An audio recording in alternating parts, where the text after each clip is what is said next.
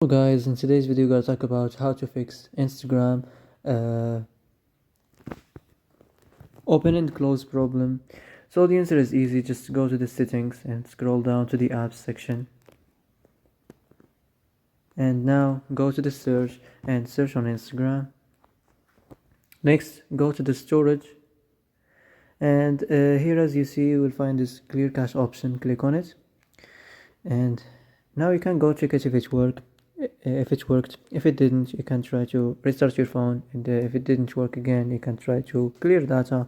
But be careful, when you clear data, all your Instagram's data will be deleted. This includes all files, databases, settings, etc. So be careful. So that's it for today's video. I hope this is the answer you've been looking for. If you like this video, don't forget to like and subscribe, and see you in the next video.